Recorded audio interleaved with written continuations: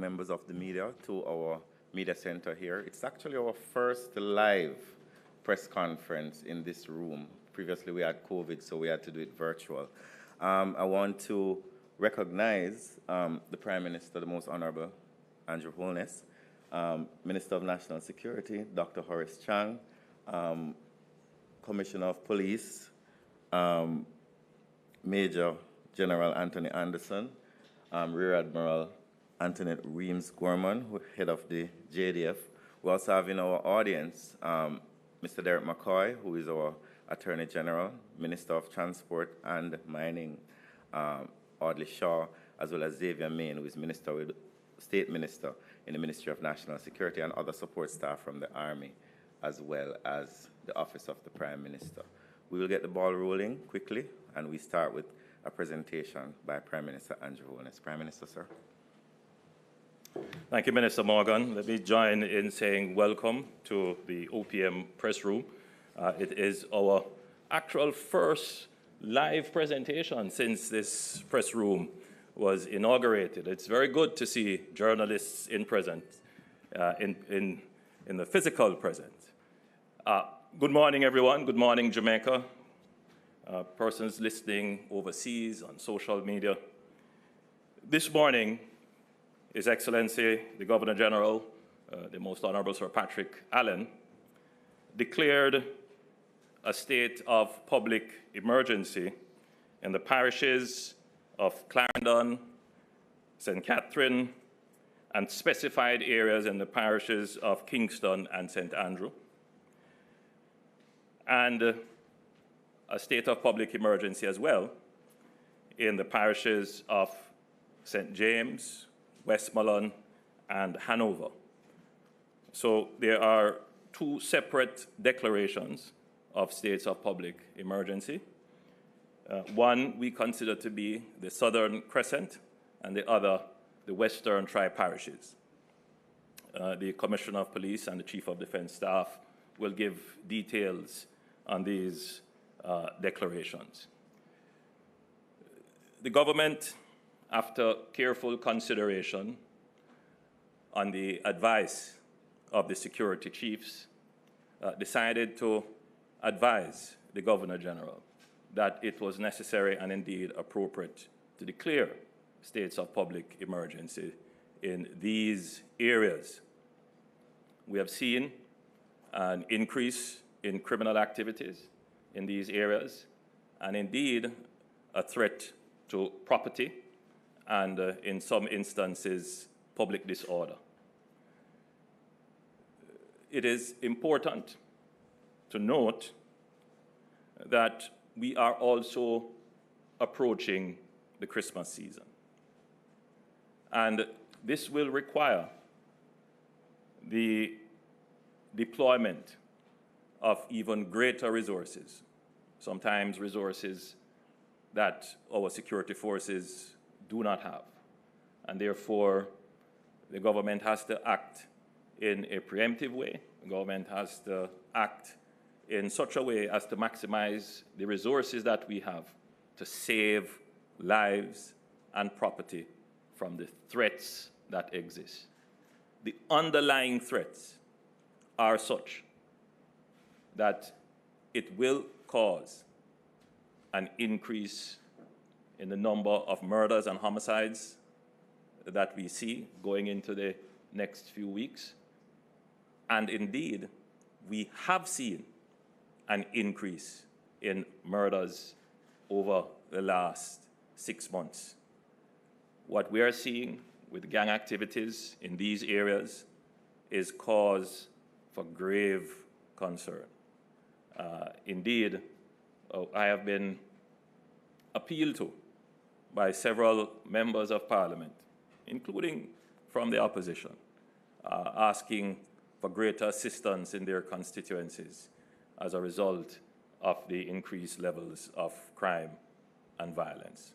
So we are expecting that there will be support for the declaration of this state of public emergency. And we are indeed hoping that the opposition will offer their critical support as well. So With those words, I will now turn over to the Chief of Police, the Commissioner of Police. I'm giving you the American terminology. The Commissioner to give further details on the state of public emergency. Thank you. Thank you, Prime Minister, Deputy Prime Minister, ministers, other officials, CDS, members of the media, good morning. So we have seen high levels of violence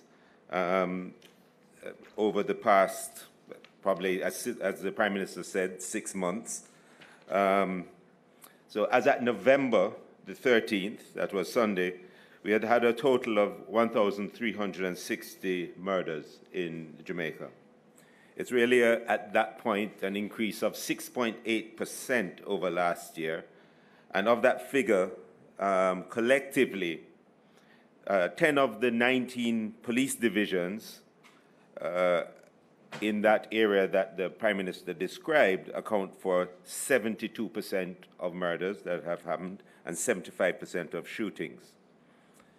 The main drivers of these violent crimes continue to be gang violence, which accounts for 71% of all murders, and interpersonal conflicts, which account for another 16% of these murders. Since my press conference in February this year, I had indicated that we'd be targeting guns, gangs, and gunmen, who are the chief architects of the sort of violence that we are seeing in the society. And we have reaped some successes. We've removed 675 illegal firearms, which is up 10% on last year, from the hands of criminals. We've disrupted gun runners and contract killers on their way to carry out their profession, if you can call it that. And these successes have come from the way we've been executing in conjunction with our security force partners, the JDF and others, detailed policing and security plans. We have increased intelligence, and we've applied better technology to what we've been doing. Now, this is a work in progress. We aren't there yet with all that we want to put in place. And even with the strides we have made, the willingness of armed criminals to kill, the murder for hire, and an increasing level of callousness has kept our murder rate at unacceptably high levels. We'll see the impact of the new Firearms Act over time. I don't doubt, going into next year, we're in that amnesty period now, having the new act in place on the 1st of November.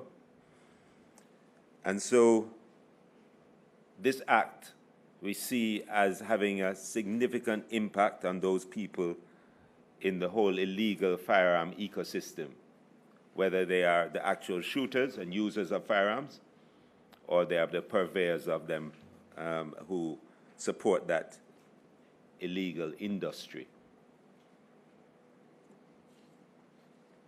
In September, we launched Operation Relentless 2, which placed strategic focus on 5 specific police divisions.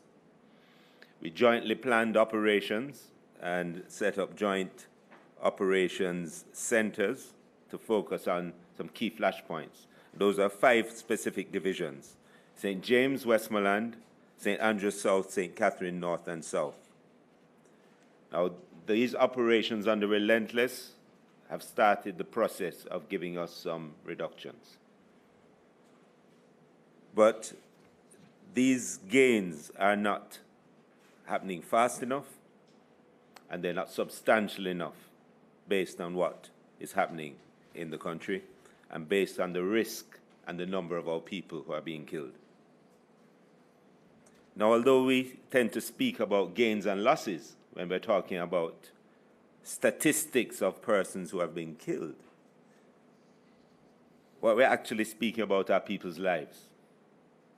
Jamaicans who have fallen victims, not to crime, but to criminals, actually people who go out there and their position in life is that they're going to kill and maim people in communities and create as much fear as possible for profit and for some benefit that they seek to have from their activities. These are persons who know and understand the system and how to present themselves as victims when confronted by the law. They're duping well-meaning persons in the society into believing that they are other than they are. That's heartless killers preying upon weak and vulnerable people in communities. Now, no one knows this better than us at the police, as we see every one of those murdered persons where they fell. We deploy our first responders, our detectives, our crime scene personnel, and victim support personnel in the communities, and we share their pain. There's an urgency to what we do as a society, and it's on this basis that there is no place for reticence in using every tool that is available to us collectively in order to deal with this situation. It's how we're going to staunch the bloodletting, and it's against this backdrop that in consultation with the CDS, we have requested the use of emergency powers under a limited state of emergency in the named parishes and divisions. In previous states of emergencies, in the mentioned parishes that we'll be covering, we have seen significant declines in murders and shootings when we put the measures in place. If I can just remind people that when we first brought it in, we had a 70% reduction in murders in St. James, a 61% reduction in St. Catherine, and overall an average in all areas, divisions that we use these measures, an average of 40% reduction. We are seeking similar reductions as we go into the end of the year and into next year. And this 40% translates to a lot of lives, a lot of our citizens, a lot of people. The communities with the greatest exposure to violence have repeatedly asked for these measures. They understand the qualitative difference when the criminals are not in their midst. So even if the criminals are not shooting, once they are there in the community, they create fear in the community. This is a measure to keep communities safe and to give them a break from people who they know, and they have been supporting us, along with our other intelligence gathering mechanisms, to identify the persons who are creating these problems. It's not all the time that we'll have the evidence up front to be able to deal with them, but we'll usually have strong intelligence on the matter. It'll also give us some enhanced powers of search, which we'll use, and greater flexibility in the use of our human resources. As we push into the final weeks of the year, we are mindful, as the Prime Minister indicated, of our public order and traffic management responsibilities, and we have to do both. We have to balance both. But ultimately, we have to be concerned and ready to deal with this matter of violence, and we'll continue to do so with the powers. Without the powers, we will continue to do as best we can, but I can tell you that with the powers, we'll have a greater effect on what we're trying to get done.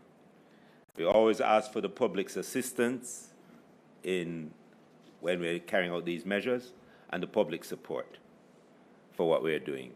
At sometimes, it may be a little inconvenient, but largely, I believe that we have been building bridges with our public and our communities, and we have an understanding that the JCF and our partners, the JDF, are here to support what we are trying to get done. Thank you. Thank you, Commissioner. I now invite the Chief of Defense Staff to give details of the boundaries and other aspects of the emergency measures. CDS.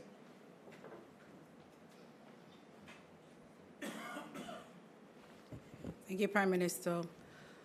Ministers of government, members of the press, citizens of Jamaica, good morning. The Jamaica Defense Force, as part of the Joint Security Force apparatus, supports the recommendation for the declaration of the states of public emergency across the parishes of Westmoreland, Hanover, St. James, Clarendon, St. Catherine, Kingston, and sections of St. Andrew. Through our analysis and intelligence gathering, we continue to recognize the influence of gangs as a primary contributor to violence with illegal weapons and ammunition, and their criminal and violent actions continue to be fueled by the ill-gotten gains of extortion, contract killings, lottery scamming, and other forms of criminality. These gangs are continuously engaged in intense intra- and inter-gang conflicts, which are a leading cause of high levels of murders and shootings across the country. These gangsters are determined to destroy our country and potential for growth and development.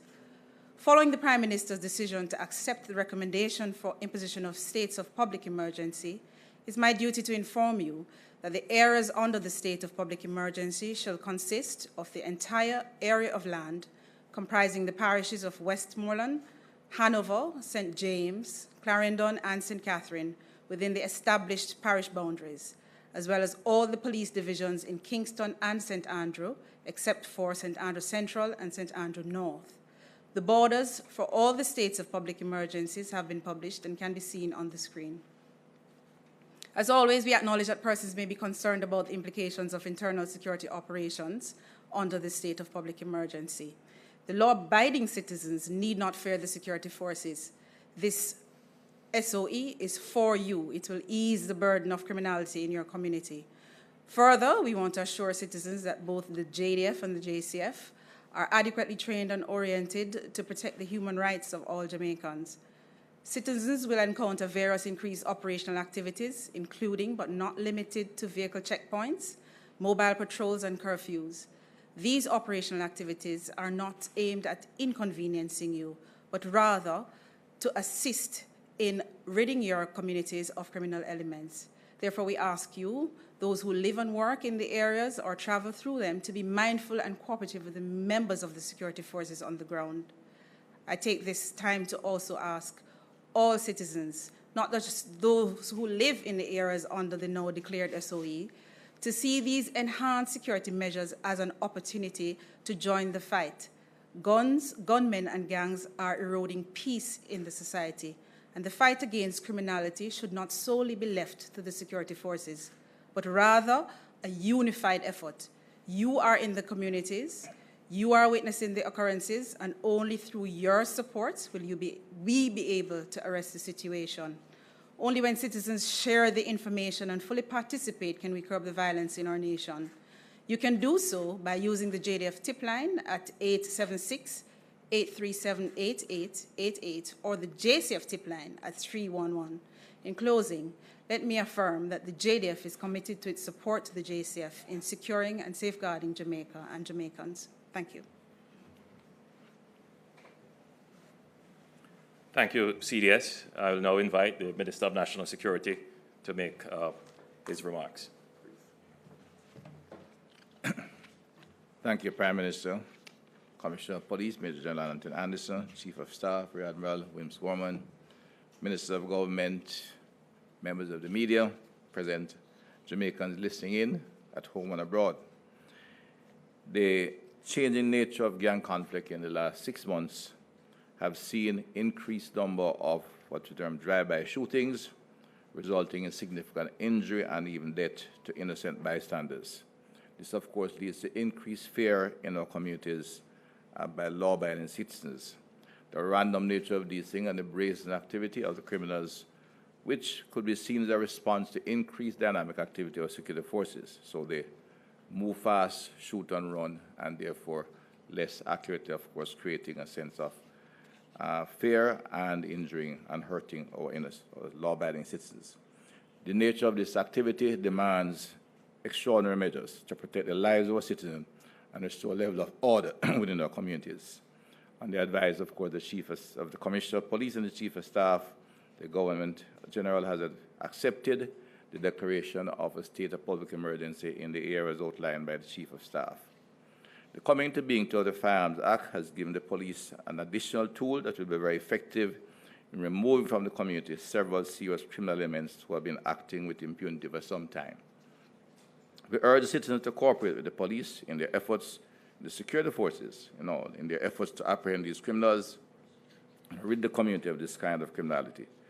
It is of paramount importance that we reduce the number of guns in the communities while we pursue relentlessly the criminal actors and seek to apprehend them and remove them from the community at this point in time. And a very important season for Jamaicans as we approach the season of goodwill.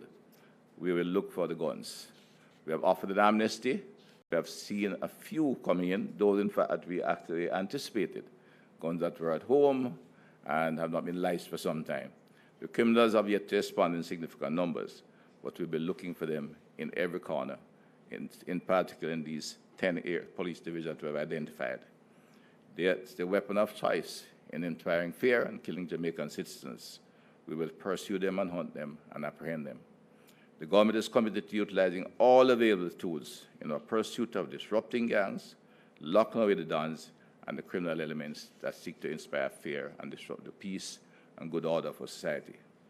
The state of public emergency is designed to provide the security forces in times like these with the most effective tool to disrupt the highly resourced, organized, and brutal gangs who are moving as if they are free to move around. They move brazenly and with impunity.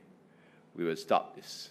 The state of public emergency will restore order, and it is in the interest of our citizens we seek to protect lives and ensure that Jamaicans can move around in this season safely and with a high level of comfort as they seek to enjoy the holiday season that so many Jamaicans look towards.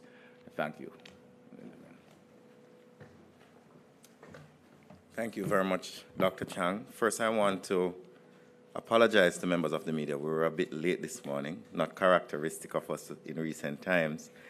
We had actually sent you an advisory, but we had a meeting to discuss these matters before, so we made a little error in sending out the advisory. So we want to apologize to you and the viewers who are waiting. We will now be taking questions. We're offering one question and a follow-up to each member of the media, as the Prime Minister has another function he has to attend. So please identify yourself and your media house and then ask your question, and we will answer. May we begin? Mr. Arthur Hall. Good morning. Good morning, Prime Minister. Good morning to the Cabinet Minister. Prime Minister, the SOEs you said is designed for winning the Christmas season. This ends on November 29. If you don't get the support of the opposition in the Senate, how will you get this SOE? 14 years, that's November 29. So you're not in the Christmas season yet.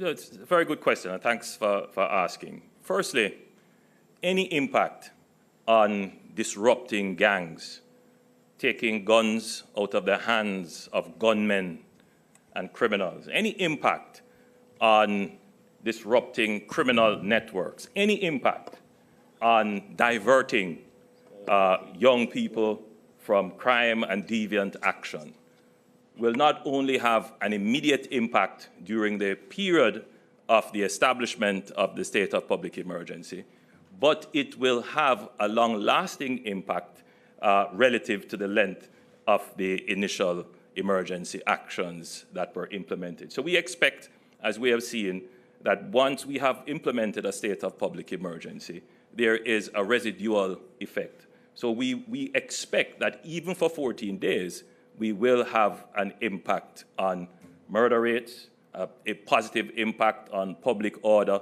and a positive impact on the recovery of guns, and a positive impact on the reduction of shootings, and a general improvement of the security circumstances heading into the Christmas season. As I said, we are hopeful and we expect that the opposition, like every other Jamaican who sees the problem of crime and violence, will make a thoughtful decision to support these actions. You take it to the lower house today, and have you spoken yet to the opposition counterpart, the opposition leader, or the opposition spokesperson on national security?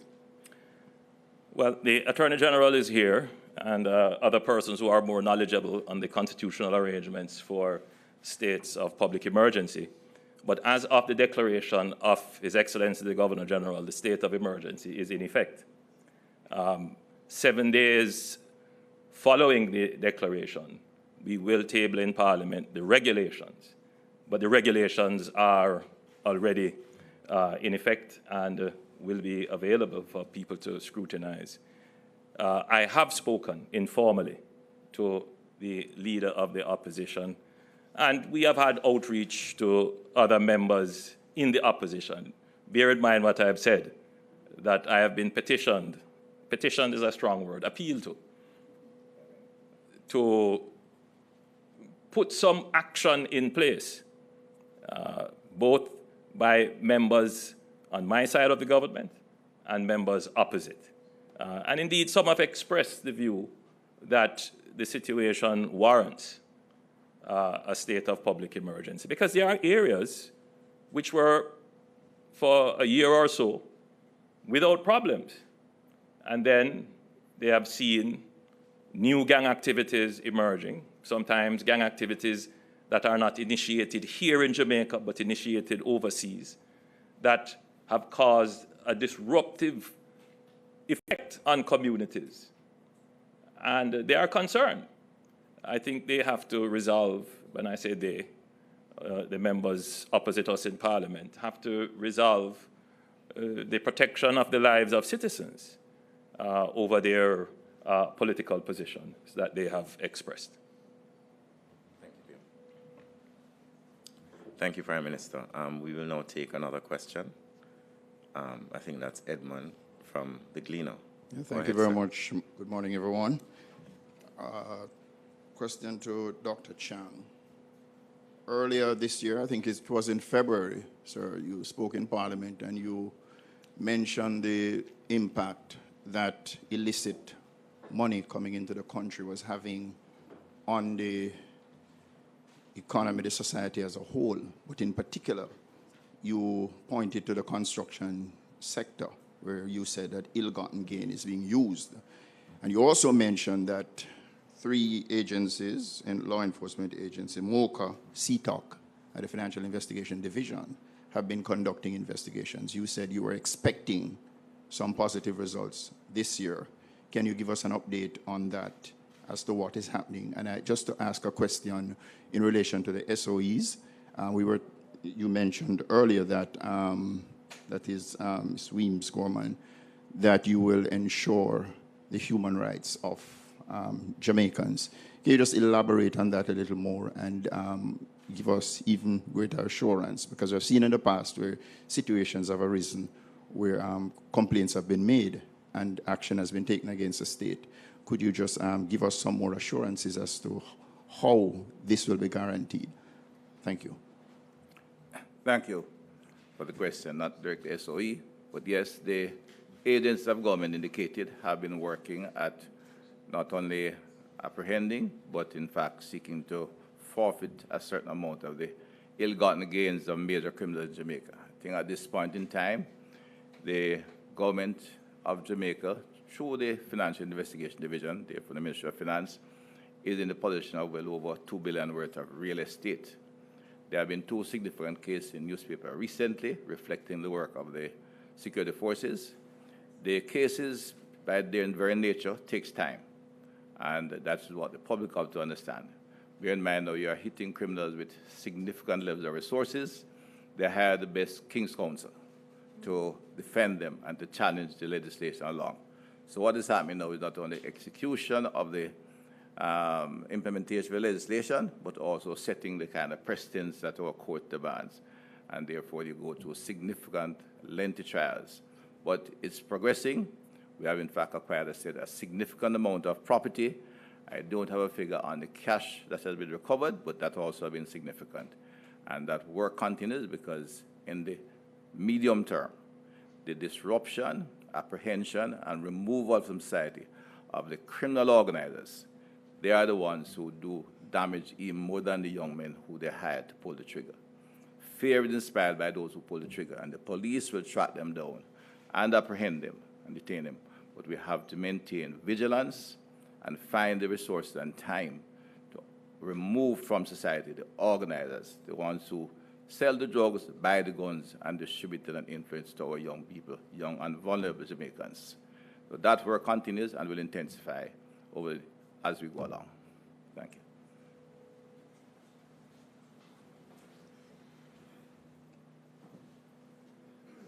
Thank you for your question, sir. In respect of states of public emergencies, I think my assurance could be that since we have been declaring or using this tool, that there are no cases that security forces have abused the human rights of any Jamaicans under the SOE. My assurance, further assurance, is that once we put new persons into the fight, we ensure that they are exposed and trained appropriately before they're deployed. Thank you very much, Rear Admiral. We have another question. Is that Nika Lewis? Could you remind me of your media house, please? CVM Television. Thank you, Nika. So my question is directed at, hello? Yes, we're hearing you. We're hearing you. Okay. So my question is directed at either, I don't know, it's regarding personnel in the JCF, and particularly the issues that we've been having in recent times where we've talked about why we can't have more ZOSOs was because we don't have sufficient personnel and resources. So how are we making way for this or these SOEs across several large parishes? And the follow-up, I gather, after that response. Thank you. Rear Admiral. Commissioner. Sorry. Thank you. Thank you, Nico. All right. So the way a zone of special operations is prosecuted, the legislation that allows us to do some things when we have a flare-up. If you notice, all the zones are very small areas because they require heavy deployments, very heavy deployments that prevent violence from taking place in that space. It's a disproportionate amount of deployment, and therefore obviously could not be expanded in a much wider way. What it doesn't do is that it does not require the persons who are committing the violence in the community to leave. What it does is prevent them from carrying out the actions within that space. Let me explain that a little more. So you'll generally find that the guys who are doing the violence within the community, sometimes they do it outside of the community as well. When you have a zone in place, you'll see violence drop in the community, but they may still be there. We see that when we do surveys of communities, and the fear still remains in the community, even though the violence is not taking place, because the fear is associated with those people being there and not necessarily with the actual shooting that may be taking place. So the zone works in terms of suppressing, but the people will still be there. With the state of public emergency, it allows us to separate those people from the community. It's very much targeted at the people who are causing the problem. And the reason why we do an entire parish or space is to stop them from just moving up the road and doing that. We see that in zones sometimes, where just outside of the zone, we see the conflict start to play out there. What we try to do is separate those persons who wish to kill and harm from the people they wish to do it to. It also, once removed from the community, the citizens are in a much better position to engage us. They can, as long as those guys are there, they're limited in the engagement they can do. And so that's difference. The state of emergency, even though you see it spread out, you may see a checkpoint here and all that. That's just the visible part of it. A lot of dynamic things happen in the space to cause the drops that we've gotten. The details, the very nitty-gritty tactical details, of course, we can't really share. But that's why it repeatedly has that impact on what we do. I must make the point as well that all other policing activities take place anyway. It doesn't stop anything. It's in addition to everything else that we do. There is no abandonment of any police tactics that we may have in our arsenal. And that's perfect, Commissioner, because it leads me right to the second section of my question regarding the current gun amnesty and continued protests across the island. How will we be dealing with those amidst this SOE? I will ask Dr. Chang to speak about the gun amnesty, as this is resident in his ministry. Dr. Chang. Thank you, Mr. Morgan. The gun amnesty is designed, as I said, it's for 2 weeks. There are two intentions. One was to give some of those with illegal firearms an opportunity to hand them over and start over, give them a chance to pursue a legitimate life of production activity, and we provide the opportunity for that. But principally, too, we wanted it, the new Firearms Act introduced very severe penalties for the possession of an illegal firearm. It's the intention and policy of the government to use to remove such dangerous weapons from the community. So there are many individuals in Jamaica who might have inherited a firearm from their grandfather, their father, or they might have acquired by some other means, usually by legacy, or they might have just got old, not liked the firearm for several years. We did not want any of those categories to get caught in the net that we're putting out there for illegal firearms. And we have seen a number of them coming in. I think so far we have gone well over 20 large individuals who had firearms locked away in the safe. I think there's in the news one lady who had one for some 20-plus years from her husband. She had never licensed it. There's a gentleman in Montego Bay, too. He just said, I'm getting old. He had not liked this firearm. They sent them in. That kind of firearm has been coming in, and I'm satisfied with that because we do not wish for any of those individuals to be caught in the new net we're setting out there for illegal firearms. And indeed, in the nature of a society, if we arrest one such individual, as happened in the first dispensation of the Gun Court Act, it brings a pale of negativity towards the Firearms Act. But the Firearms Act is a piece of legislation the government wanted. It took some time to prepare, to get it right, to ensure we satisfied all the legal precedents and constitutional framework that is required. And we now have a very strong piece of legislation, and it will impose significant penalties. Intention is if you conduct criminal activity with a firearm, we are intent to remove you from society for life. Makes it easier for the police not to keep picking up the same person over and over, and it makes the community safer. Thank you. Thank you, Minister. Thank you, Commissioner. I just wanted to add to what the Commissioner and Minister has said. Right across the region, in particular along the Caribbean basin, societies like Jamaica are experiencing a persistent increase in homicides, shootings, and other dangerous crimes. It's not a situation unique to Jamaica. Indeed, I visited Trinidad a few months ago, and they too are experiencing a similar situation. There are many reasons for this, and the criminologists and sociologists and other professionals have pointed to the growing entrenchment of gangs and gang culture in the society.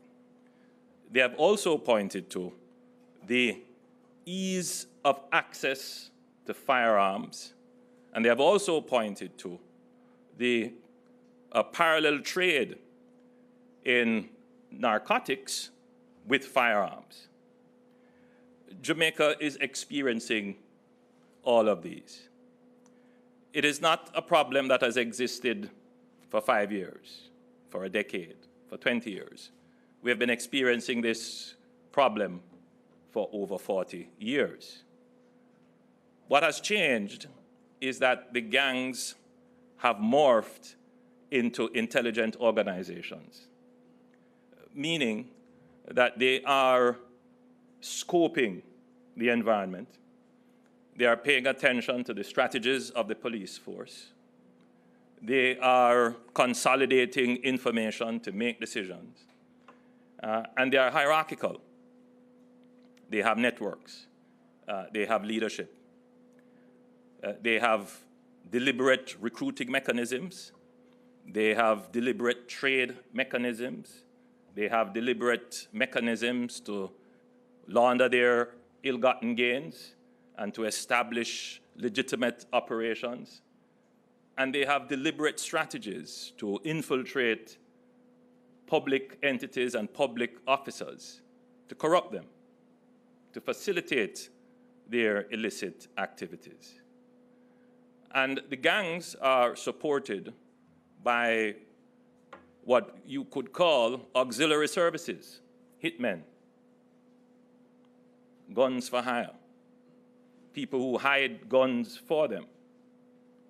They capture entire communities, and they are the root cause of conflicts in the country. As far back as 2016, when I took over the administration of the country, we recognized that this was the problem, and we set about in a systematic way to address this problem in such a way that would preserve life, both the lives of innocent citizens and the life of the criminal as well. We first developed a new legislation called the Zone of Special Operations.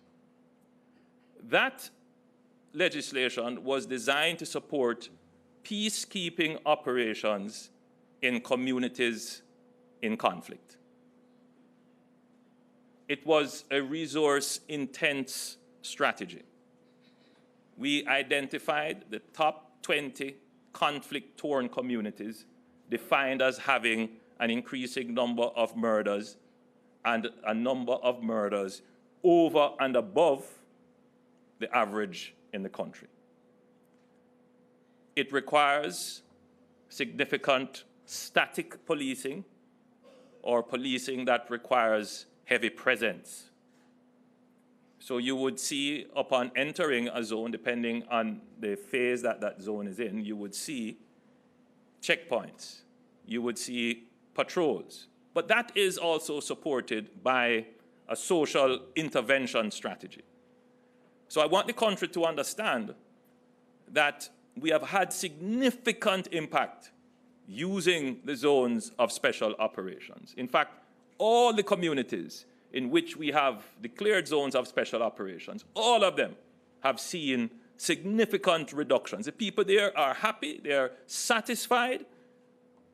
We have seen one community that has been expressing signs of fatigue, and that we have taken note of. And I've been in discussions with the Chief of Defense Staff and the Commissioner of Police about restructuring that zone so that the citizens there do not feel overwhelmed by the security presence. But in general, this piece of legislation is a model as to how we can bring peace into war-torn communities in Jamaica. And it has worked. If you go to any of the zones, the people will tell you. Once we say we're going to pull down the zone of special operations, the people say, no, absolutely not. And it has been designed to be a long-term intervention until peace is a natural feature of those communities. We then decided to pursue the use of emergency powers. Those powers are in our Constitution, and the conditions for their use are specified. And we have, noting our history, noting the fear that people have of states of public emergency, and the potential that it has for creating any environment for the violation of rights, we have been very careful in training our security forces. We have been very careful in ensuring that we deploy it in areas where we can manage, that we don't stretch ourselves too thinly, and then we have problems as a result of administration or lack of deployment. So we have been very careful in implementing the states of public emergency. Indeed, the statistics will show that the security forces, I doubt, have killed anyone in an area using powers under the state of public emergency. In fact, the state of public emergency gives the security forces the overwhelming force, the overwhelming organized use of force, so that they don't have to act in a violent way, so that they don't have to act in a way in the use of force that ends up in the loss of life. So the security force, the emergency powers give the security forces these kinds of power, these kinds of advantages, these opportunities to use force without the force ending up being violent. And you can check it. You can check what I've said. Now, it doesn't mean, as the commissioner pointed out, that normal law enforcement is not used in areas where SOEs are declared. The police would go about their normal business. But the police now have greater tools, firstly, in how they can multiply their force by the incorporation of the Army. And secondly, the Army can expand the force by adding what I would like to call additional independent leadership. So by having the Army working in coordination with the police, the establishment of a joint command, but the Army is able to operate in certain circumstances independently of the police. So the workload is better shared and managed, and which is why we have the greater impact on crime. The second power that it gives is the ability to detain. And this area has been an area of contention with the opposition. But it has been effective.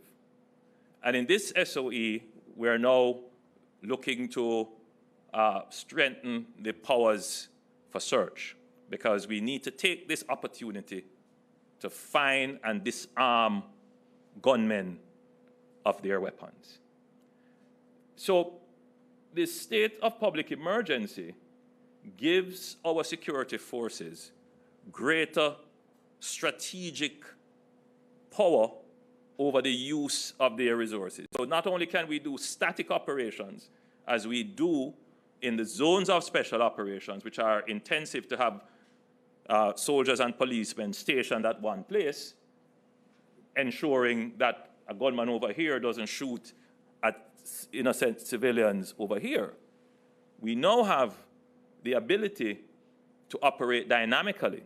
That is, to take intelligence and pursue persons who are criminally inclined, persons who would have the power to intimidate witnesses if they were apprehended or brought before the courts, persons who have the power to create terror in a community and create the space for criminal activity. We would now, under the SOE, have the ability to hold on to such persons.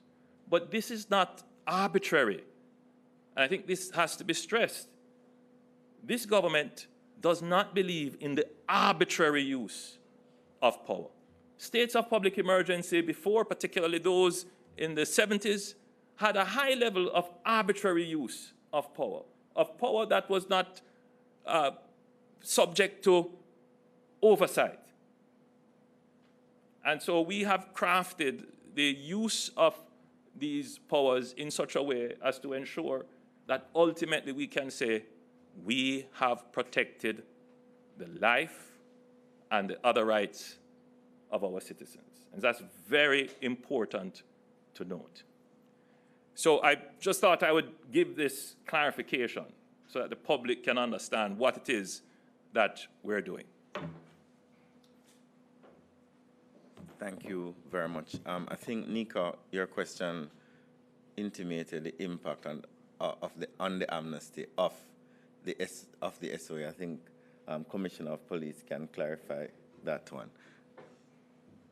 On the amnesty, it was on The amnesty. well. Will the SOEs impact the amnesty?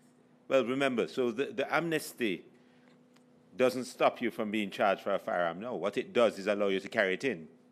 In other words, if you're involved in a crime at the moment with a firearm, you have no amnesty, right? Yeah, that's it. We're going to arrest you and we're going to charge you. If you're on your way to do a criminal activity or in the process of doing that, that's not what the amnesty is geared towards. What amnesty is for people who have firearms and wish them to turn them over to the state and to us, to the police, to FLA, wherever you're going to turn it over to. You can do it without us pursuing any charges against you. And there's a mechanism for that. So that's what it is. So CP, that yes, includes criminals as well. that includes criminals. If someone who is a criminal wants to turn over their Right. So if they have absolutely, they have a change of heart and you don't want to pursue that life anymore, well, good. Until the 19th. On the 20th, it's a different business. Thank you very much, Commissioner. Okay. We have space for two more. Ricardo Brooks, Nationwide. Good morning. The question is to the Commissioner. The Prime Minister says the government does not believe in the arbitrary use of force. Does that mean you've already done the necessary intelligence gathering and you know exactly who you're going into these parishes and communities to detain? And I'll just go ahead and ask the follow-up question. The follow-up question is to the Chief of Defense Staff. A member of the JDF has been accused of sexual misconduct, and reports indicate that he has since returned to the island. Can you give us an update as to where you are with that investigation? Thank you. Commissioner. Right. So the intelligence packages, we've had them, we've been through them again. We actually created a number of packages, about 300 of them, going into Operation Relentless. We still have those packages and some others. Every division, as part of their divisional policing plan, will have the package of persons who are creating problems in their divisional space.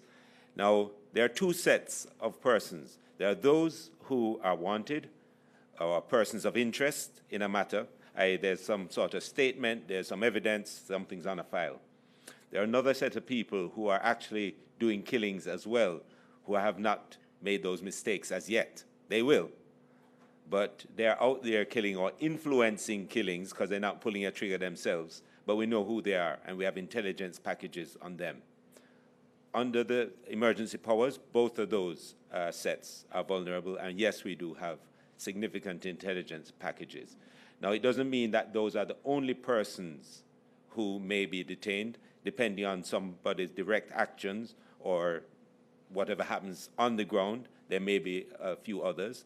But when we actually had a similar set of state of emergency, I think it was in 2019 that we had this kind of set of state of emergencies, only 10% or 12% of our entire lockup population were detainees. The rest in our custody were under normal charges. So it was never the preponderance of people who are detainees at all. They're very specific, and it's cause and effect. When those guys are in custody, murders drop. When they go back out, they continue to do it. We're still obviously pursuing every other mechanism at the same time. Mr. Brooks, thank you for the question. In respect of that matter, it remains under investigation, and so I would refrain from giving any further details at this time. Thank you very much, Commissioner. Thank you, CDS. We have time for one last question. General Precious, Television Jamaica. Thank you so much, Robert. Commissioner, I'm going to do your checklist. Suppressing violence, check. Separating the criminals from the community, check. But the conviction rate, I put to you, is poor. What is being done to improve the investigative capacity of the police? That's one. And two, I don't know if Dr. Chang can talk to us about fixing the glitches in the system, the traffic ticketing system. There seems to be some disconnect with the tax office's system versus the police's system. Who wants to take it first? I'll take it first. Okay, so the conviction rate, if you're talking about for homicides, for those cases that go to court, I think the last I heard from the DPP, it's at 67 to 70%, which actually is not that low. I think it's perhaps when we look at the number of homicides in the country or murders, and you're talking about clear-up rates and that sort of thing, it's a different thing. Is that what you were referring to? So we clear up a particular number of homicides based on our capacity. And that is a sheer resource issue, how many detectives you have, how much access to the various supporting things they have. Our clear-up rates largely, our clear-up numbers largely range between 5 to 600 plus per year. Now that is independent of how many occur, because what your capacity is what it is. So if we have less, and the emergency powers are designed to reduce the numbers so that even as we increase our capacity, which we have done in terms of numbers of detectives, in terms of the technology we apply to investigations and so on, and so that is going up, and how we pursue and capture people. I mean, you'd have noticed that fugitives don't remain at large for very long nowadays. And also, when we talk about clear rate in Jamaica, we mean actually having the person who is charged for the offense or who is wanted for the offense in custody. It's not just about solving the case. We actually have the person in custody to call it a clear-up. If we add to that number the persons where the cases are solved, well, that number goes up. But we have set this high bar for ourselves. We have to have the person in custody. Now, sorry?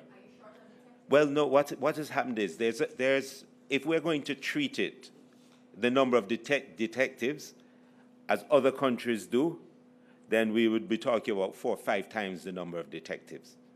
That would make us of the force way beyond the size and capacity that a country like this could probably maintain. We're talking about 6,000 to 7,000 detectives to deal with the volume of crime. We have to find methods to bring it down, even as we build our capacity upwards. There has to be some happy medium of capacity versus what is going on. And I'm saying that the methods we use is in that light, that all of the things that the Prime Minister described, we put in place to pull this down as we get better at bringing this up. So we are recruiting more officers than we ever have in our history. 1,200 last year, 1,200 plus last year. We're going to hit 1,200 plus again this year. But if you think about it, you're talking about we'd need thousands of just detectives because of these levels. So we have to bring it down. What we should be looking at, or what we can look at, and as journalists, what you can look at, is what is the expectation of the work of a detective? Some of our academics have put forward and have said a Jamaican detective has many tens of times the number of cases to deal with that somebody abroad has. And of course, if you're getting a new case every day, it's going to impact your efficiency. We're putting in systems in place, a new electronic case management system, or station record management system, or intelligence systems, and all of that come together to make the work to reduce the effort to get similar results. So our detectives can become more efficient, but there's ultimately this point at which, if you have more, you just can't manage it. I'm saying we are increasing what we can do, but what we have has to come down. And my belief is we should use everything at our disposal to bring it down. If I may just jump in before Minister comes in again to support the Commissioner, because he has given an explanation, Janella, which we have given time and time and time again. But until the question is not asked, then we know that there is still need for explanation. Janella, listeners, people watching us, there has been a high level of disinvestment in our security forces for decades, meaning that the level of investment needed to keep current with the level of crime and demands on our security forces has been very low and instances non-existent. Secondly, we have a very unsophisticated view of national security. We want to have safety, we want to have peace, but we don't see the importance, indeed the preeminence of national security, both the citizen and the political intelligentsia. What we have tried to do as a government is to change the perspective of national security. Citizens tend to focus on crime and miss the bigger picture of national security. Now, when we're talking about national security, it's not just about tackling the criminal. It's about building up, for example, our domain control, how we control our borders. The government has made massive investments in putting new offshore patrol vessels in our sea. You know, I've never heard, growing up, of the JDF being able to very quickly respond and repatriate fishermen. It may have happened, but it's not something that was prominent. In today's Jamaica, we have the capacity to deploy, to protect our waters, not extensively, but enough, and we're building that out.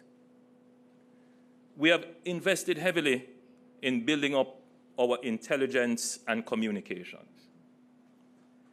But we have also invested significantly in increasing above the rate of, the term is when they leave, attrition, above the rate of attrition in our security forces. So for the first time in a long time, our security forces numbers are growing. The JDF numbers have grown significantly through the Jamaica National Service Corps program.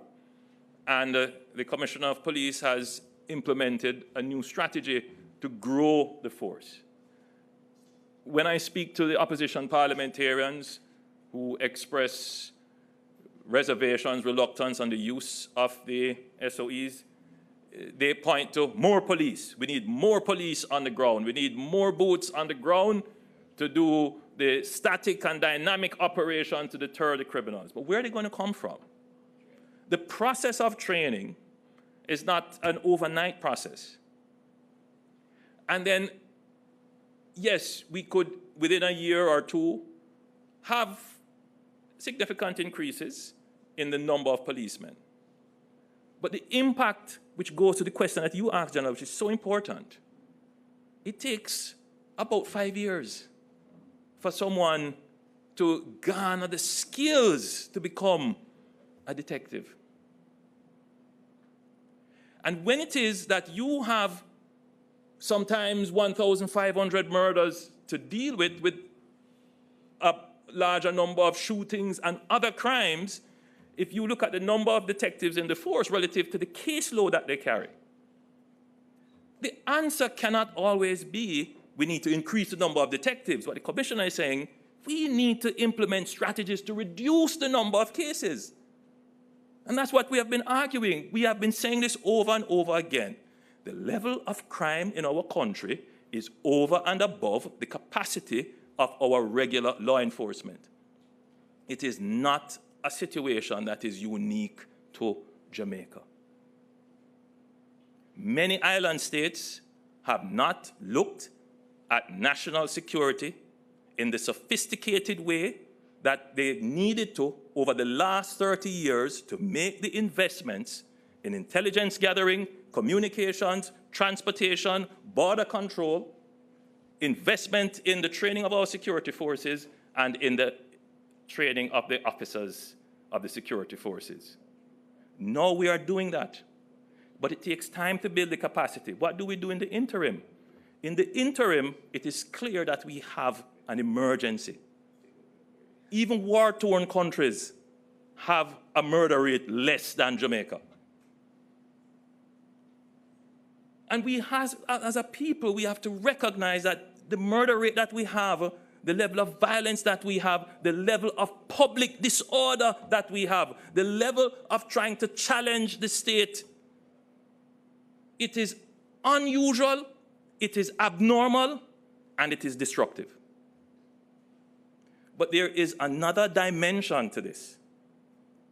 The criminal networks and the criminal organizations are doing their best to incorporate legitimate persons, legitimate public authority into their criminal actions. In other words, they are trying to corrupt the state.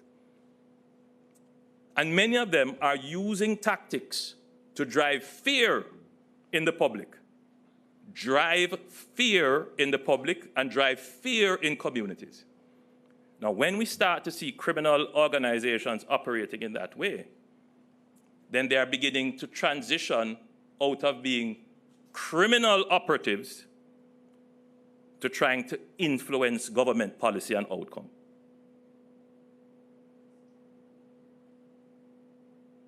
We have seen states where this has reached the point where either the state is on the brink of collapse or they have had to take extreme actions. We are trying to avoid that at all costs. I don't have to say which state. You just look around the region. You can see one state on the brink of collapse and one state that has taken extreme action, which has brought their murder rates down by over 60%. Gangs are morphing.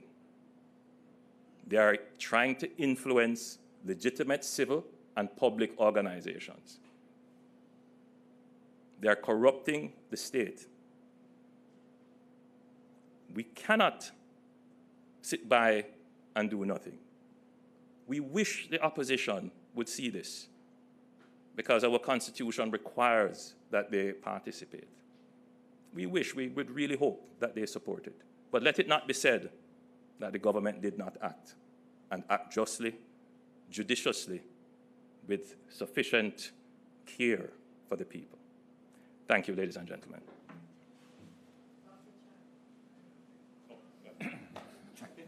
Thank you. Coming off that was your most appropriate ending, and I'd have to say, bitter to all the Prime Minister have said. I'm not allowed to speak after, answer the topic, because I think he articulates very clearly the challenge we have and how we've been operating and investing to deal with the challenge we have. I think but it needs to be reinforced every time that you can only get the kind of force to deal with the problem we have that we invest in the police force. And this government has given a clear commitment to invest in national security while at the same time taking steps to reduce the level of criminal violence. The question you asked, of course, relates in the other big leg of security, public disorder.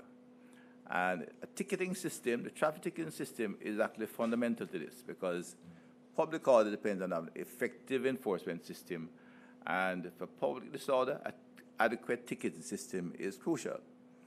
And this is what we've been seeking to do in creating a platform that can be used for many areas of public disorder. But the traffic ticketing system is alluded to, which you asked the question, is where we're at. It is not so much there have been hitches. In reviewing this topic, which I start to sometime now, and we will in fact bring it to conclusion, and it's at a good point, not just asking.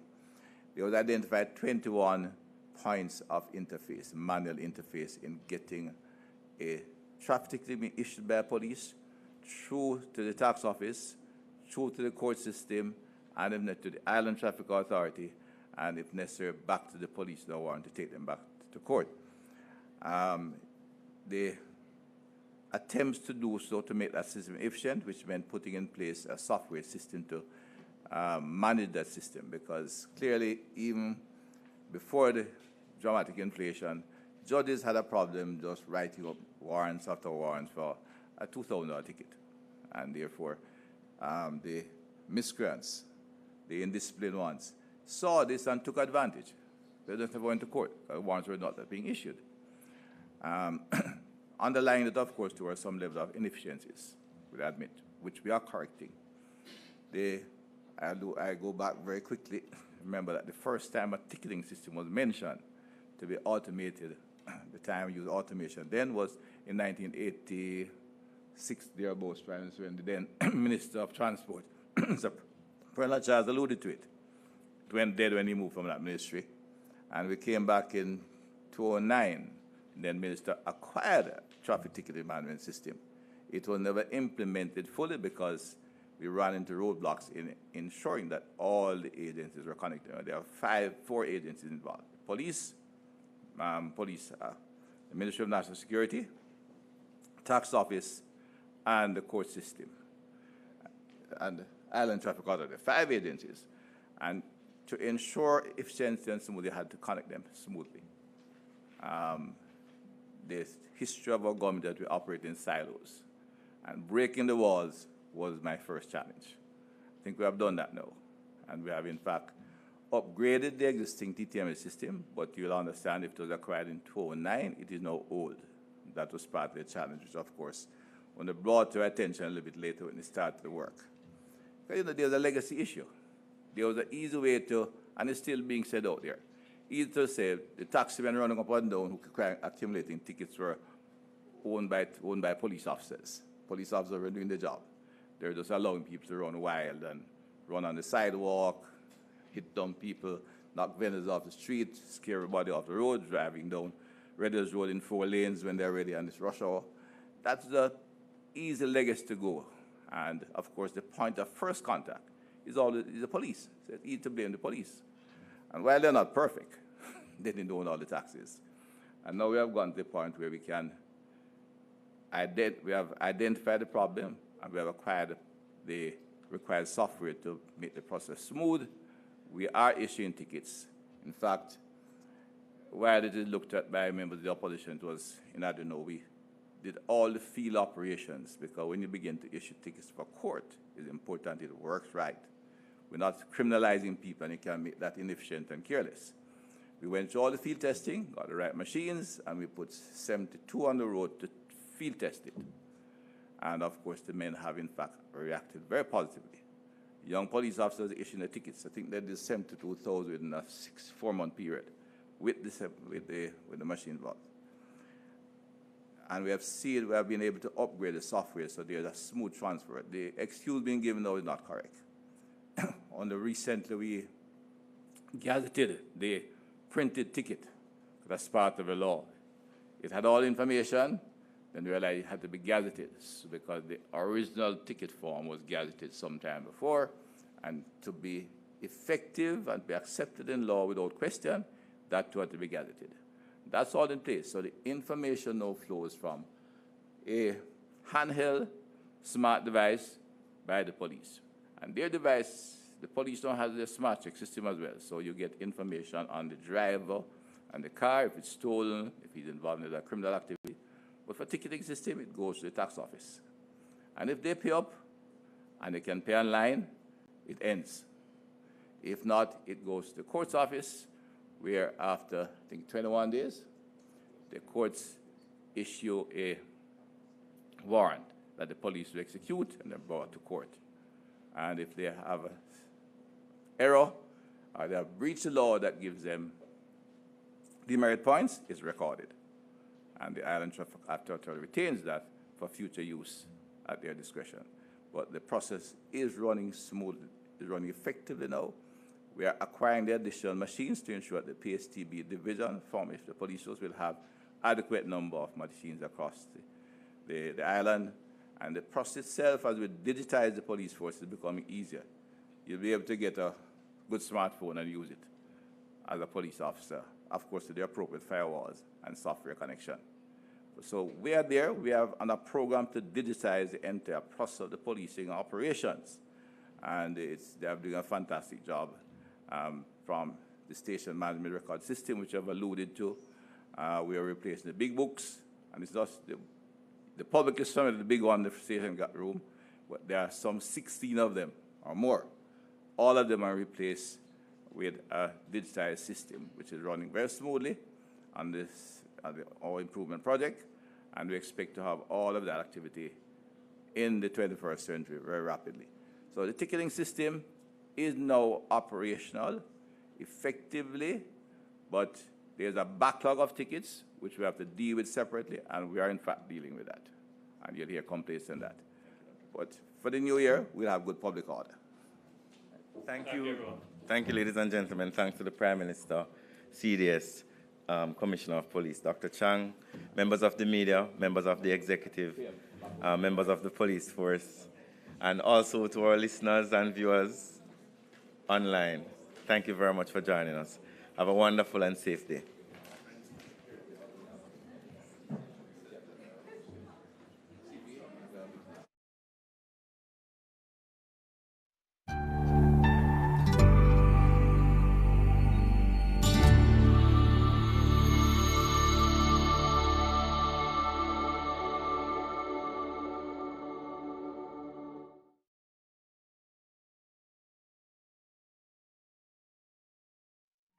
Yeah.